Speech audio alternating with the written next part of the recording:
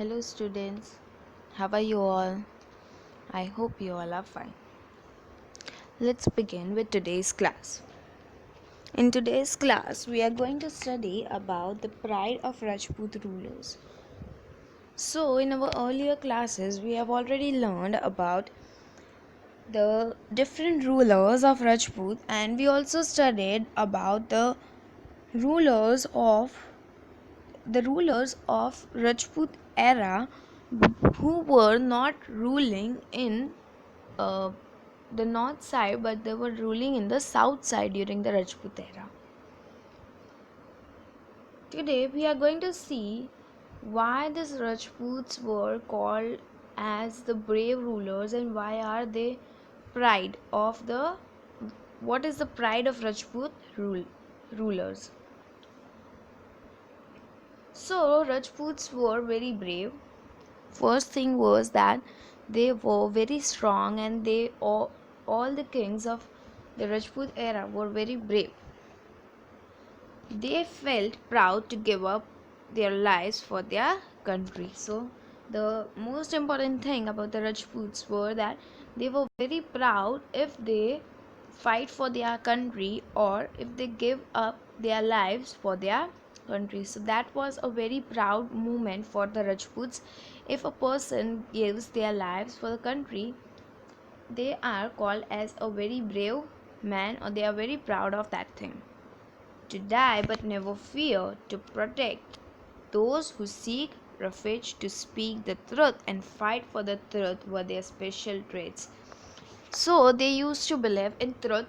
They were they used to protect their countries or their territories. They used to fight for the truth. They used to never support the person who was wrong, or they used to never support the things which were wrong for in other person's life, right? So they used to fight for truth and they used to speak truth.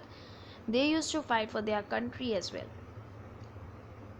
Rajput women that were called as Rajputani were known for their chastity and fearlessness.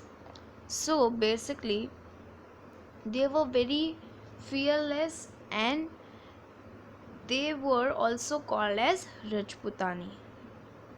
They sent their husbands, sons, and brothers to the battlefield with a smiling face. So, the not only the men of Rajput were very brave, but the women of Rajput were also very brave, and they used to send their family members with very smiling face, and they used to be proud that their husbands or their son or their brothers are going in the battlefields to fight for the country.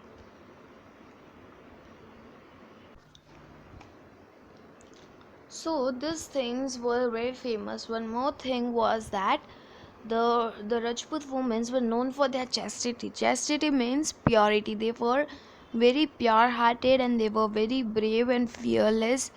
They never used to cry or they never used to think that my husband or my son or my brother is going to die and what if he is going to die, how are we going to live. So they were very fearless and they were very brave, so they were called as Rajputani. So this were the these were the things which were very that was a very proud moment for the women and men of the Rajputs. Like they used to die in the battlefields and that was called as a proud thing.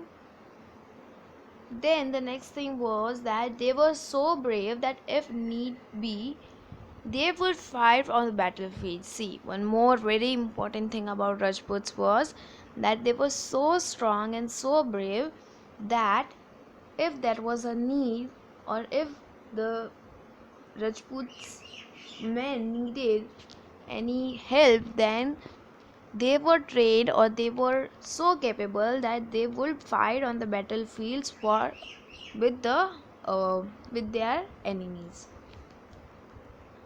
They preferred Johar to burn alive if their husbands were defeated or attained martyrdom wars. So one more very important thing over here was that they used to prefer Johar. Johar means they used to burn in the fire And why they used to burn in the fire? If their husbands were lost any of their battlefield, then they will burn in the fire. So there were these things which they used to do, and this all was the pride of the Rajput rulers. So this the heroic stories of the Rajput age are engraved in golden letters in the history of India. So this all bravery incidents, this all bravery things which they used to do, that used to make them proud, or that all things are written in the golden letters. They all are engraved in the golden letters in our Indian history. So this all things we need to be very proud that we have got the Rajputs in our India, and they all were such a strong and very brave people, right? So over here our chapter gets completed, but before stopping with this chapter I would like to read this chapter once, right, so that you can get a quick revision of it.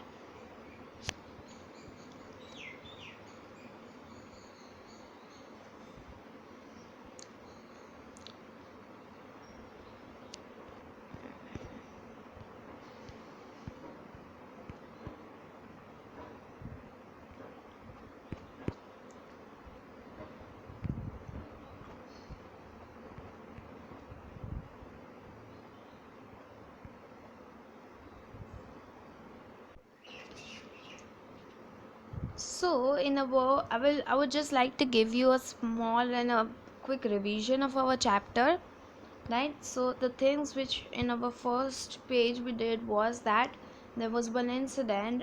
One boy was watching a TV serial and he asked about what was there during that time and how did this places got constructed and all that to his grandfather. And then slowly his grandfather gave him this information about the Rajput era. Then in our next page was that which were the dynasties which were ruling in the south of India during the Rajputs were ruling. So there were many people who ruled not only in north side. Many Rajputs, see over here you can see there were Chauhans and Rajputs. They were called as Rajputs, Chauhan. Then there were many people who used to rule like Gohils or Guhils in Mewar. They were called as the Sisodia Rajput. And along with that, then there was South India. In South India, there were many kings who were very strong. We have already studied about Pulikeshi II in our earlier chapters, who was a very strong man. He was a very strong king and very brave person. Along with that, we studied about the Pallava and the Chola dynasties who were there in the south of India during that time. The Chola dynasty was also a very strong dynasty who used to rule. Uh, Tanjore was the capital and they used to rule over there, Chola dynasty. And they also, one more important thing, that they attacked Ceylon, which is now our Sri Lanka. So they were very famous for there also. And along with that, the Rashtrakutas, Cheras and Pandya dynasty, these were the dynasties who ruled over there. And we also studied about these dynasties in detail in the next pages. See over here, Rashtrakuta ruled in South India and Chaluka dynasty. Rashtrakuta came into power. Rashtrakuta, what this Rashtrakuta means, which means a head of a particular state. And along with that, after Rashtrakuta, there were Pandyas in the south of India. They were also very strong and they were very ancient rulers of South India. So this all things we studied in our chapter, and you can here see some important things which were there during the Rajputs. See, I'm going to read it for you. Ranki Wow, this was a 7-storied building which was made in Patan, that is Gujarat. And who made this? Udaymati, the wife of Bhimdev II, constructed it. It is an unparalleled example of stone architecture structure. So this thing was being created by the king of that time, and Udaymati, Bhimdev two's wife, that is Udaymati, she made this temple, and that is a very good example of stone architecture structure.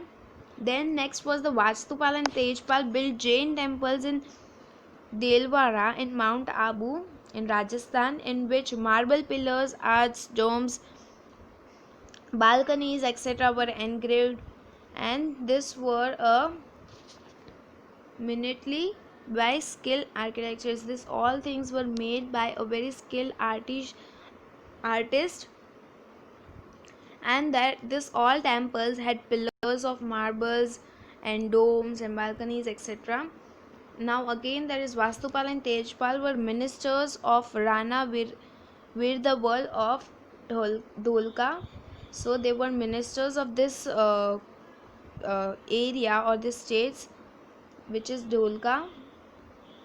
And one more important thing, that Vastupal constructed Jain temples at Girnar, Palitana, Sertha, Dabhoi, which is this all things are in Gujarat. So he also created this all things. So I would like to tell you that this all peoples were Rajput, and they all created very great structures and very great architectures, which are still there in our India, and we should be proud of Rajputs. Along with that, the Rajputs people were so brave that they inspire us to fight for our country. So our chapter gets completed over here. I would like you to read this chapter once more. Thank you.